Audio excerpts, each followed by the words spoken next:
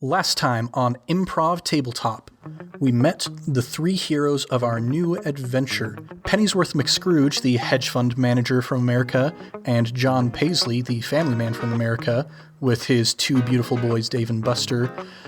They decided to hire a guide to take them on a camping trip into the Outback, a rough and tumble frontiersman by the name of Bingo Dingo. So they'd been hiking out in the Outback for about a day or so when, in the middle of the night, bombs fell on Australia. Turns out that Canada had declared war on the entire world. They'd been hiding their missile silos in their national parks. And now, our three heroes and their sons and their manservants are going to have to figure out how to make it back to civilization and how to survive this nuclear post-apocalypse in the Falloutback.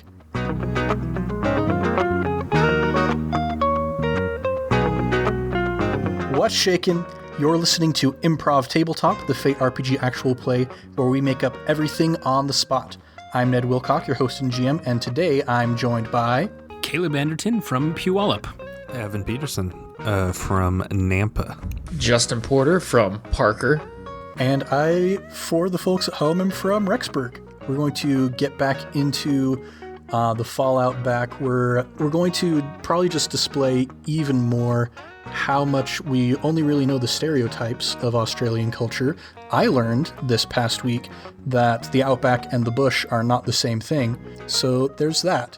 But anyway, you guys are somewhere in the Outback. The mushroom cloud is still kind of lingering in the distance. You've picked up your machetes, you've picked up your tranq guns, you've got your tents all packed up, and you're trying to get a move on before everything gets mutated. So we'll say you guys have been walking for maybe a couple hours at this point, and you haven't run anything spooky yet, but how are people feeling about this development? Let's talk with Pennysworth McScrooge. You weren't even supposed to be on this camping trip originally. What's going through Pennysworth's head right now? I really hope that Gentry packed up the tent right, because if he breaks those poles, man, I do not want to have to make another trip to Costco. The working classes big box store. Yeah, I'll probably make him go anyway, but still, it'd be a pain to not have him around for an hour. Yeah. John Paisley, our family man. Buster and Dave they've been pretty silent this entire time. They've just been trudging along. Every so often you'll see Dave reach towards his pocket as if he's trying to grab his cell phone and realize that it's not there, and then just kind of give a big heavy sigh and keep walking. What's going through John's head right now? He's really worried that his wife is not going to let him go out very often. And his marriage is already a little rocky. And this was his opportunity to show her that he is the family man and that he can keep this family together. So things aren't going according to plan. And he's got things he's got to attend to when he gets back. So yeah, what's the most, aside from, getting your son stranded in the Outback in the middle of the post-apocalypse, what's the most recent thing that John has done that's putting his marriage on the rocks? Well, John spends a lot of late nights at work, and those late nights turn into let's just say he's been hitting the sauce. He's not as nice and clean as you would think he is. He's still a little he's got needs. He's a man. So heads out Saturday night, and before he goes to church the next morning, just a whole lot of mouthwash, trying to get the booze sent off of his breath and pack up the kids and go. Yep, pretty much. Man, okay, that took a turn. Bingo Dingo, what's going through your mind right now? You've gone on a lot of trips into the Outback before, but this is the first time that the world has ended while you've done it. The world is probably going to end anyway. But Bingo Dingo keeps looking off at the mushroom cloud as it goes up into the sky and just thinks to himself, it's so beautiful. And then looks around warily at all the crazy stuff that could be out there, because he knows all of it. But he doesn't know what the combination of that beautiful mushroom cloud and all the crazy stuff in the Outback could become. Yeah, as you're gazing out across this blasted landscape, you're definitely keeping your eyes peeled for anything anomalous. Go ahead and roll a clever check. Oof. That is a -2. -2.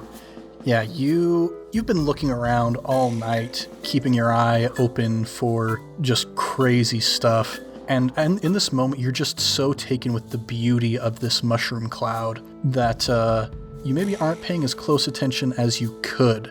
So something unfortunate might happen here unless you want to spend a fate point to reroll that. Yeah, I'm going to do that. I'm going to spend a fate point. All right. Do you want to do the +2 or the reroll? I'm going to do the reroll. Okay, and which aspect are you going to use for that? I'm going to invoke the aspect of sees everything as a threat and kind of shake myself out of this it's so beautiful reverie that I've been going into and double down on my efforts. All right, go ahead and reroll that clever check then. That's exactly the same roll. So, yeah, you're leading the group along, and after you're going, you find yourself kind of going down into this canyon-type area. The walls are coming up on each side of you, and you can just see, as you look straight down the canyon, up above the horizon is still that beautiful nuclear glow.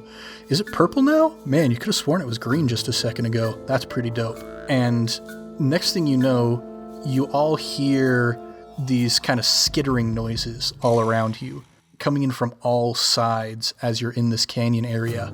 And you kind of look around at the walls of the canyons and you see there are large caves that have been naturally carved into the sides of these canyons. And it seems that this skittering noise is coming around at you from all sides, from these caves in the canyon walls. Dave, Buster, I want you all to hold hands. Buster goes and grabs Dave's hand, and Dave pulls it away, and they kind of argue back and forth before finally they grab hands reluctantly. Hey, Dingo Man, is this something we gotta be worried about? Well, that skittering noise could be a number of things. Not sure which it is at this point, but since the world is ending, I don't know much of anything anymore. So... Then what am I paying you for if you're not sure what the skittering noise is? Listen, all I'm saying is it could be snakes, it could be mutant koalas, it could be mutant gators that have tracked us across the Outback. Are you trying to nickel and dime me? Because I can pay you more if you'll just tell me what this noise is. I got more money if that's what you want. I mean, I'll always take your money. Will you tell me what the skittering noise is? Let's find out, shall we? And I'll plunge forward into the canyon. Yeah, you start heading forward at a bit more of a brisk pace, and all of you're walking along, kind of picking up your stride, and everybody now go ahead and roll with clever. I got a 1. Oh, nope, I got a 0. Got a -2. Woof. Man, not an incredibly clever group we got here. But John, since you actually got a positive number, you're kind of peering back behind your shoulder every now and then. You got to keep your kids safe. And you peek backwards as you're sprinting along, and you can see something beginning to crawl out of one of those tunnels. And it is pretty enormous. It is a winged creature with insectoid features, 6 legs, a large proboscis coming out the front, needle-like and sharp, a furry thorax, and as it begins to buzz its wings, you hear this incredibly irritating hum as this giant mosquito, like the size of a helicopter, pops out of the side of this canyon. And you continue to look back and you see further along behind you, some more of them start popping out. And it looks like they're about ready to start giving chase. Oh no. Everybody run! And sounds to me like we are ready to roll some initiative. So for this one, we're going to need everybody to roll with quick. That is a +1 for Bingo Dingo. 0 for Pennysworth McScrooge. And a +3 for John. That means, John, you get to go first. What would you like to do? I'd like to grab both my boys' hands and run. All right. You reach down, you kind of break into the center where they had been holding hands and put yourself right in the middle. Go ahead and roll another quick check to see how well you do. -1. -1. Oof. So as you're trying to make some distance between yourself and these mosquitoes, you can either just fail that or you can succeed at a serious cost. Can I use a fate point at this point, or? Yeah, you can re-roll that or add a +2 if you'd like to. I'm going to add a +2. So you spend a fate point. Which of your aspects are you using to fuel that? I'm doing it for my boys. You start running and you see that the closest mosquito is beginning to bear down on Dave and Buster, getting super close, and you can see the tip of that snout that the mosquito has is like inches away from Buster's neck. And so you just put on an extra burst of speed and you manage to pull away from this situation here. I feel like this falls under the creating an advantage sort of situation. So succeeding on that, you can generate one free invocation on an aspect. The aspect that I'm going to give to these mosquitoes is blood reliant. Why not? That doesn't sound good. Yeah. So you get a free invocation on that aspect of these mosquitoes. They are blood reliant. If you can figure out how to use that to your advantage, then you can get a free invocation on that. But now it is time for the mosquitoes. These guys are going to try and I'm going to see how well they do to get close up into the melee here. So I'm going to have them roll with quick. Wow, that is a -1 on this. The mosquitoes, as much as they're trying to rush after you guys, you know that thing about bees where it's like their bodies are too big for their wings, so how do they fly? Turns out when you make a mosquito giant, its body gets a lot more heavy, and they suddenly start realizing, wait a second, this isn't great, what's going on here? So they're beginning to fall behind you guys pretty rapidly, actually. But there is that one who initially saw you guys and had kind of a head start. Still hasn't reached you yet, but is still a present danger. That is going to bring us next to Bingo Dingo. So are we all running from these mozzies? I will follow your lead. Right, let's run, see if we can outrun them. And I will book it, dragging whoever else is with me. Go ahead and roll with quick. That is a +1. +1. All right, yeah. You reach out and we'll say you grab Pennysworth. He's the one who's been griping the most about this whole situation. So you just grab him and start pulling him along with you, and you start getting some good ground on these guys. And as you look back to kind of cheer triumphantly, you see Gentry is still back there. He's the only one who hasn't managed to pull ahead yet, and the mosquito's getting pretty close in on him. So what he's going to do, he is going to try and do something clever. Yeah, wow. He gets a +4 on that check. Whoa. So he succeeds with style. He's rummaging through his pack, and Pennysworth, you're just like, oh boy, there goes my manservant, gonna have to get a new one.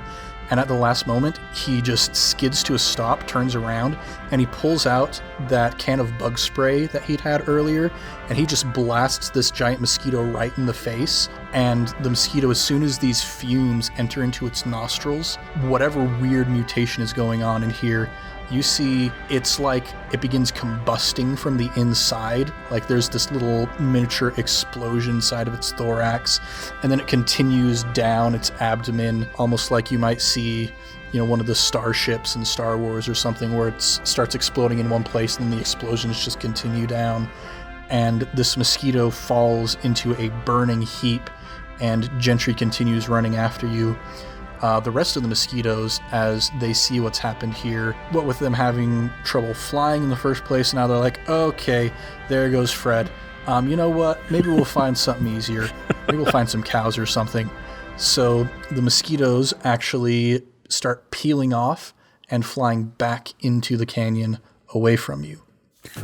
I knew we could outrun those mozzies. Gentry, Yes? that was incredibly rude of you to fall behind like that. I want you to keep up next time. I'm incredibly sorry. I got the wrong orthotics in my shoes.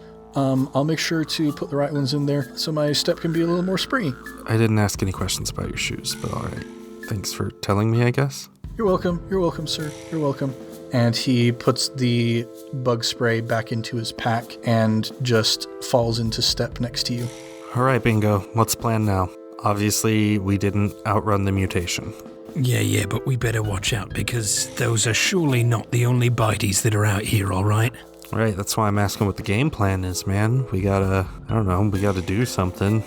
Listen, when you're out in the roughs like this, you gotta be rougher than the roughs.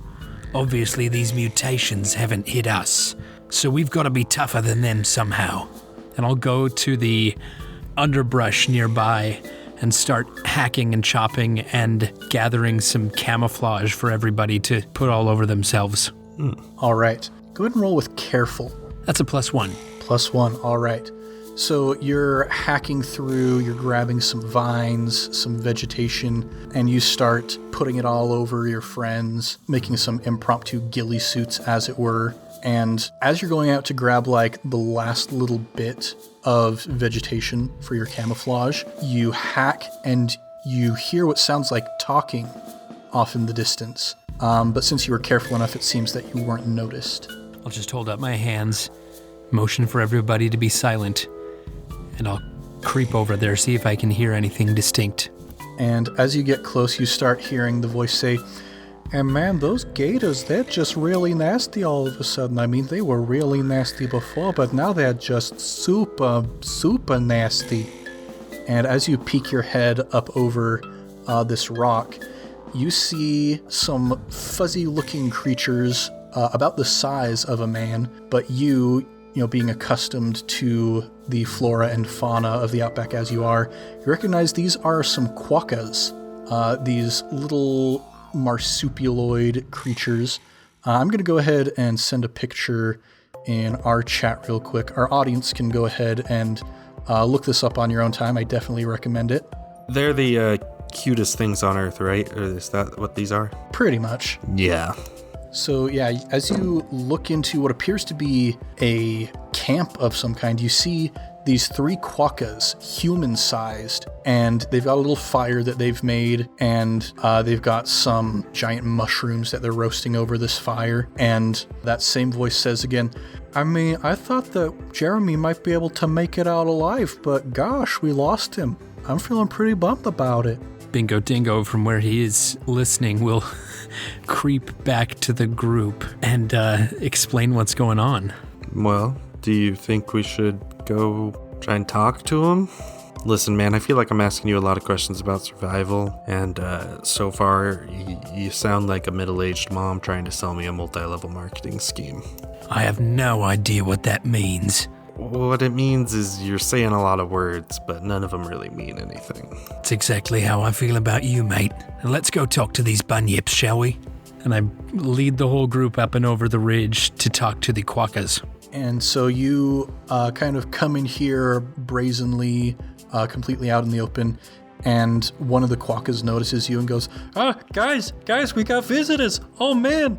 And they all just get up and they start like running around in circles. Not really sure what to do in this case. And they're like bumping into each other, and it's just ridiculously adorable. Hold up. We ain't gonna hurt you, all right? Just calm down. We're in the same situation as you. Did you lose your friend Jeremy too? Yeah. Rest in peace, Jeremy. Man, I'm glad that we found some kindred spirits out here. I mean, there's crazy stuff going on here. Yesterday, I was just a little guy, but now I'm the same size as you. Yeah, it's a little disconcerting, but you're all not quite beautiful, but you're pretty darn cute. Yeah, that's our best feature. I figure that's the main thing that's kept us alive out here. It's basically the apocalypse right now. I saw a giant crocodile turn to a giant spider, and I'm not really sure which one won. I think they both lost, ultimately. Because, the crocodile got a bunch of the legs off of that spider, but the spider got its fangs into that crocodile, and there was a lot of screaming. It was really freaky, so I ran away, because that's what I'm good at. Yeah, we came across a bunch of mozzies that were bigger than you, bigger than me, and we outran them too. Hey, I think it might be a good idea if we stick with you, because you look capable. And that is a thing that I'm not sure that we are. Oh yeah, sure. Yeah, stick with me. Okay, We were about to head in the direction of the shore because, that's where water is, and water is kind of the thing that keeps people alive. But we're kind of scared. There's weird stuff going on there. We didn't see exactly what it was, but there's something big blocking the way to get from here to the shore.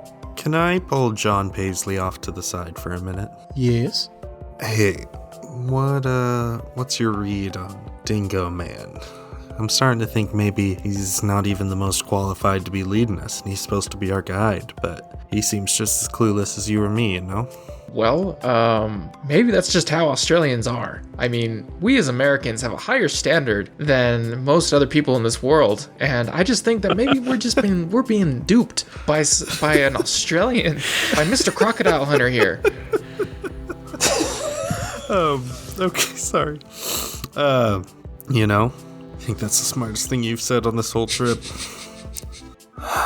Do you think we leave him in power, or do we try and convince these new guys, I guess we'll call them, that one of us is in power? I think that I'm just more concerned about my family, and I think that maybe we're better in numbers, so we should just play along and just let him think that he's the leader, and hopefully we just get out of this mess and get back to the States. Alright, yeah, that seems fair.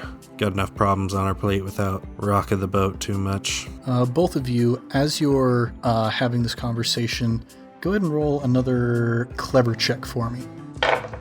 +3. +2. Ooh, nice. You look over towards Bingo Dingo where he's talking, just completely enamored with this quokka. The two of them are bantering back and forth, and Bingo Dingo is chuckling heartily at the wit and charm of this giant fuzzy creature. But you see the other two quokkas have kind of secluded themselves off to the side, and they are speaking much the same way that you two are. And you notice them glancing back at Bingo Dingo every so often, and you notice one of them has in its hand a giant thorn that he's taking a sharp rock and he's running it up and down the thorn as if he's sharpening the thorn. And they just glance back in Bingo Dingo's direction with these sneaky-looking smiles on their faces. Ned, I'd like to turn to Gentry, call him over. Yes, Mr. McScrooge? Hey, listen, I'm noticing that there's a couple of these rat guys over there that look like, I don't know, I'm getting suspicious of vibes from them, but I'm not a hero. I was wondering if you could go talk to them, weed them out a bit, and if they seem like they're up to something, I hand them the tranquilizer gun. I say maybe just handle it for me. And as you drop the tranquilizer gun into his hands, he stumbles with it for a bit, manages to catch it before it falls on the ground, and he goes, okay, yeah, sure. I mean, these guys are real cute. I'm sure that they're not dangerous. And he walks over towards them, and he begins speaking with them, and instantly their demeanor shifts, and they're speaking in a very congenial manner with him. And then you notice from the side, one of the quokkas suddenly reaches in with that sharpened thorn, going for Gentry's side. Doesn't roll very well. Gentry rolls just a little bit better, so he manages to duck out of the way just in time, so he doesn't get stabbed in the side by this thorn. And he fires the tranq gun, but it goes high up into the sky and arcs out of sight. But this quokka turns to the one who's speaking with Bingo Dingo and he goes, "Hey boss, we're in trouble here." And the guy talking to Bingo Dingo goes, "Oh gosh, I guess our cover's blown. I think this is where I have to eat ya." Not if I eat you first. I'm gonna wrestle him down. All right, let's go ahead then and roll another initiative for combat with these adorable little fuzzy creatures. Why have I rolled so bad today? Just to clarify, we all got a tranq gun and a real gun from Bingo Dingo, right? Before we set out? I think it was a machete and a tranq gun. Okay, sounds good. Yeah, Bingo Dingo is more into melee weapons than projectile weapons, if I recall correctly. Bingo Dingo, what'd you get? I got a -1. Man, you are rolling bad. Pennysworth McScrooge, what'd you get? +1. John Paisley, what'd you get? I got 0. 0, right in the middle. And then the quokkas got a -1 as well. So they're going to be in contention with Bingo Dingo. So, Pennysworth, you are the first one to act. What would you like to do? I would like to, as quickly as I can, sprint over to Gentry, hand him my machete, slap him on the back, and say, "You got this, man," and then turn around and run away. All right. So you use your action to assist Gentry. So that means he's going to get a +1 to his action. He looks at the machete in his hand, and just completely on instinct, he received an order. He's going to follow through on that order. He's going to take a slash at the quokka nearest to him, and he's going to do that with forceful. And yeah, he rolls a +3. The quokka is going to roll to dodge and only gets a +1. So Gentry gets 2 shifts on him. And so, yeah, manages to deal 2 stress to the quokka. These guys, they may be large, but they're also a little bit squishy. So you see that does quite a bit of damage to the quokka, but he's still holding on just barely. And that then is going to bring us to John Paisley. What would you like to do? I want to hide my boys behind whatever I can. If there's like a log or some tall grass or something. Okay, let's have you roll to overcome then. You're overcoming the quokka's ability to find you. So go ahead and roll with careful. Actually, go roll with sneaky. This is a very sneaky thing that you're doing. Shoot. Careful was my highest one. Sneaky, I got a 1. But I want to spend a fate point and add 2 to that. All right. Which of your aspects are you going to use? Again, I'm doing it for my boys. Okay, so you pull Buster and Dave away, and you find a fairly large bush there that you toss them behind, and just as you leap behind it, you notice one of the quokkas kind of scan its eyes in your direction, sees you but doesn't see the kids, so you've successfully hidden them from the quokkas. I mean, I guess that's all I can do on that turn, right? Yeah. So that's going to bring us to Bingo Dingo and the quokkas. Bingo Dingo, what's your quick? My quick is +2. Okay, so you do actually get the jump on these guys. So you can go first. What would you like to do? I'd like to use my stunt, wrestle it down, and I'd like to wrestle down this quokka in front of me. All right. So yeah, you're not going to need to roll for that. You just jump on top of this guy. You see he's beginning to bare his teeth towards you, and instead of the normal little cute quokka teeth, just these big old fangs. And you seeing that, you cut down low and put your arms around this guy, slam him down to the ground, and you've got him completely pinned. Is there anything that you would like to do now that you have him pinned?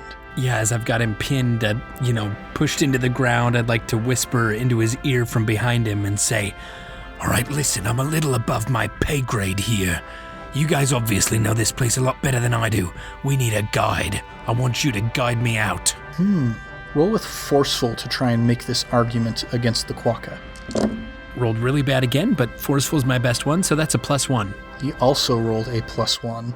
Oh, man. So with a tie, you succeed, but you do so at a minor cost. The quokka looks up at you and says, "I can call off my boys, but I think you're gonna have to do something for me first." All right, fine. What is it? "I think I am still really, really hungry. I'm going to need you to offer me something to eat." Still with him pinned down, I'm going to reach into my pack and take out my Australian MREs, and I'm going to get the best chicken macaroni slop and open it up and just pour it down on the ground for him. And as you're opening it, you see the name Sharpied on the side of it, your friend Jeremy, who you lost long ago.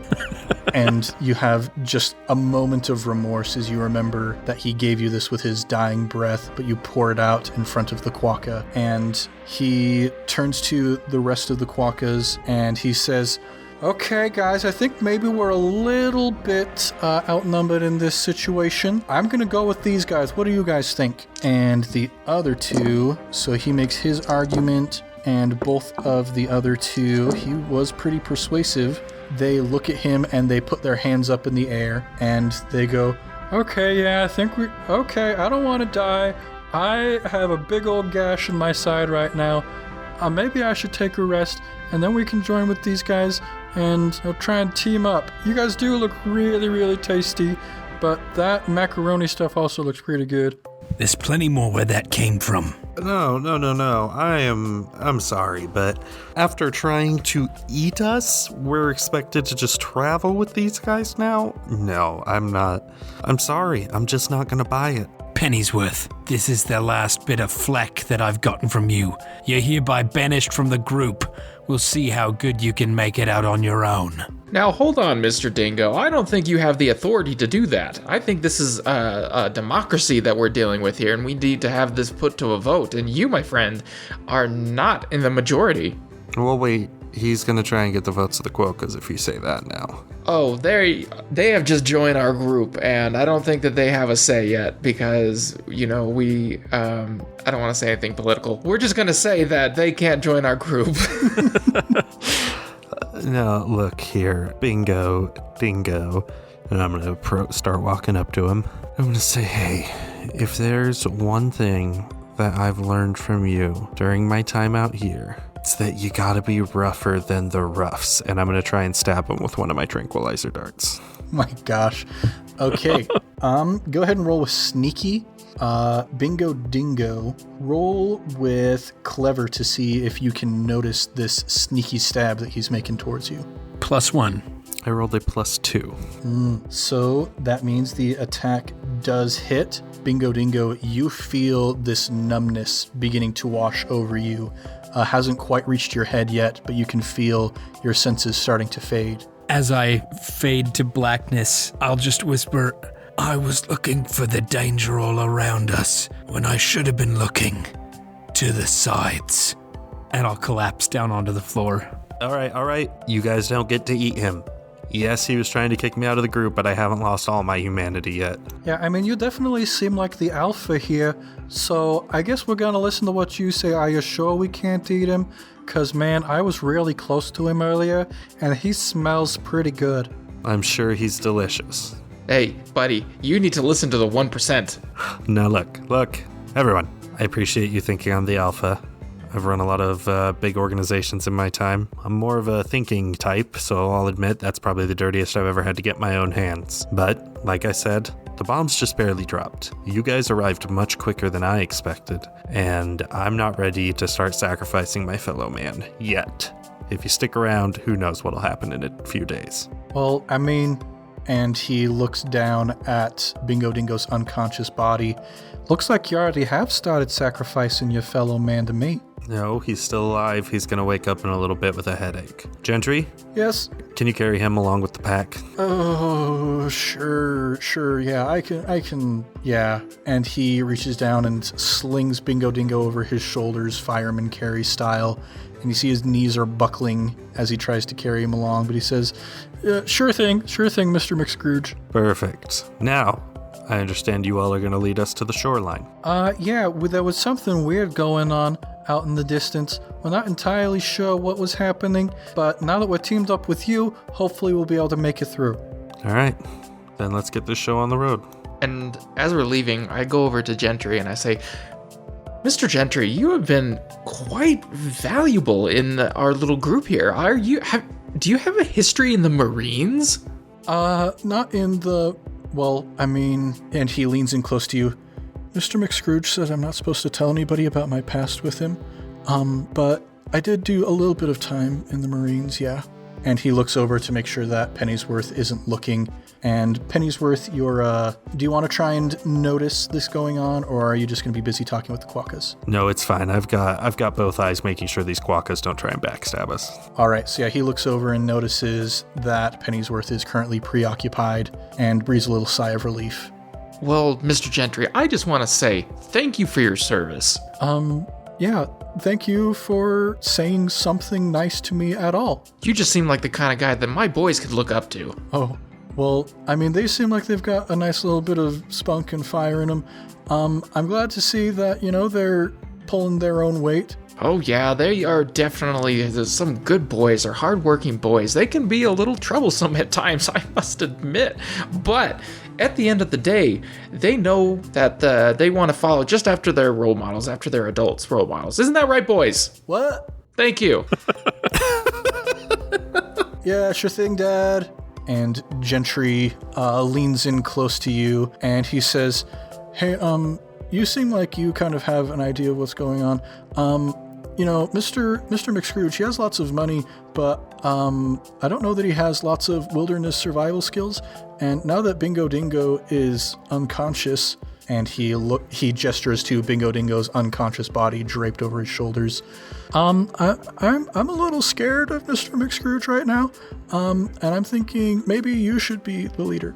I do say I have some managerial experience, but I think at this moment I'm willing to bet that Mr. Pennysworth might be able to lead us in the right direction, at least for now. He seems to be doing quite. He seems like a man who's done quite okay for himself, and so I respect that. But if he decides to turn out of the way, I might have to lose my head, if you know what I mean. Oh, yeah. I would not be disappointed if you did that. Gentry. There's so much subterfuge in this group. I feel so betrayed. And at that moment, he stands up straight, looks back towards Pennysworth, and just gives John Paisley a little bit of a nod and says, yeah, okay. And just walks back over to Pennysworth. And Dave and Buster come walking up at that point. And you notice Dave has just like a little bag of baby carrots that he's chomping on. And he goes, hey, Dad, there's weird stuff going on here. Before we left, Mom said that if anything really, really weird happened, that we should let her know about it. And there's some really, really weird stuff going on. Boys, I'm telling you as your father, there are some things that we just don't need to tell Mother right now. And let's just say, if you keep this to yourselves, there is a brand new PlayStation 5 involved in this. Oh, cool. I mean, yeah, sweet. Now, we just don't want to worry Mother now, do we? No. I mean, PlayStation 5 is better than Mom, right? That's right. You keep on eating your baby carrots. Okay. Let's go off towards the shore. These furry guys, they're kind of creepy, but, I mean, we got to get home somehow. And so, you guys all band together and continue walking off towards the shoreline. Let's see. One thing I feel like I should note real quick, Pennysworth, is there anything that you do about Bingo Dingo? So when he wakes up, he's definitely not going to be very happy with you. Is there anything that you're going to do about that? No. I'm gonna tie his wrists in knots, but I want to look like I'm taking some initiative and not putting it all on Gentry it's just kind of a show for our new friends. But the problem is Pennysworth has no idea how to tie a knot. So I'm just going to sort of wrap and twist a bunch of rope around Bingo Dingo's wrists. All right. Roll a clever check to see how well that goes. It is a +1. All right. I think this would be an interesting place for me to spend one of my fate points to compel you using your trouble. Money can't buy happiness. It also did not buy you good knot tying skills. Yep, that's fair. So you wrap it around, you tug on it a couple times, and you're like, okay, that's probably good. And you start heading off into the desert. And as you're walking along for a moment, the lead quokka turns towards you and says, this is where we saw that weird stuff going on. Wait, do you hear that? And sure enough, you hear this very loud noise. It starts out very soft and starts to get louder very quickly. It's this odd combination of deeply revving engines with, it sounds like some really upbeat guitar riffs. And is that like trombones and trumpets in the background as well? And this procession of vehicles you see comes up over the ridge, These vehicles are decked out super crazy. They've got like flamethrowers on the sides of them. They're belching smoke up into the air. And there's one of these vehicles that has on the front of it an entire ska band just blasting out music as they get towards you. And right as they approach you, they all skid to a stop. And one of the guys, you see a hatch open up on one of these war machines, and somebody steps out wearing this big old mask over his face. He's got one of those hats that has like the crocodile teeth around the brim, and he looks down towards you and says, "Well there, looks like the Brotherhood of Brass just found some new toys to play with, done it?" And I think that is where we're going to pick up next time. Thank you all for listening to Improv Tabletop. We'll be back next week with more adventures in the world of the Falloutback. If you want more, go ahead and subscribe. Maybe even give us a review. We're also on Twitter at Improv Tabletop. If you'd like to suggest either a setting for us to play in or an aspect for one of our characters to use, tweet about us using hashtag ImpTabSetting or hashtag ImpTabAspect. That's ImpTab, ImpTab. Let's do a round of plugs. I have a cat named Strad von Zarovich.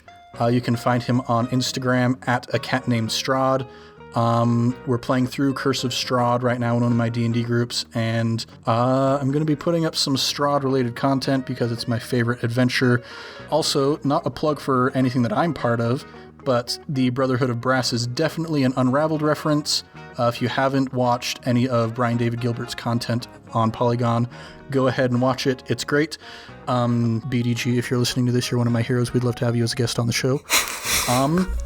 Let's see. Caleb, is there anything that you would like to plug this week? I recently recorded a few episodes with a sketch comedy podcast put together by Jamie Gilbert, which a few of you know.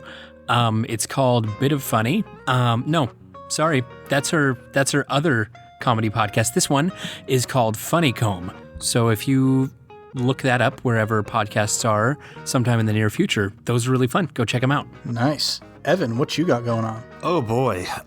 So unfortunately I did have to cancel my gamma radiation performance. Apparently it's not really the best idea according to my doctors, who I generally don't like letting them get in the way of my art, but this time they sort of stepped in a little more firmly. Also, it turns out that acquiring large amounts of gamma radiation is more difficult than I previously expected. So this week I'm doing something a little more reasonable and a little more easy to procure. And I am super gluing 150 flowers to my bare chest and walking through a Hawaiian queen bee farm. Nice. Any particular type of flowers that you're looking for? Particularly lilies. No particular reason other than they're my least favorite flower. All right. Okay, we'll be sure to follow up with how that's going, assuming that your throat has not swollen up to the point where you can no longer breathe. JP, what you got going on? I'm just going to go spend some time in South America with Nicolas Cage looking for treasure. Oh, nice. Yeah, I forgot your incredibly close relationship that you have with Nicolas Cage that I've always been very jealous of. That's what happens when you're Insta-famous. It's going to be a big trip. I'm excited. Yeah, that's why I am really, really pulling for my cat to get famous on Instagram, because that's the only way I'm ever going to be able to go on trips with Nicolas Cage. Please follow my cat. That's going to do it for us here at Improv Tabletop. Much love and stuff.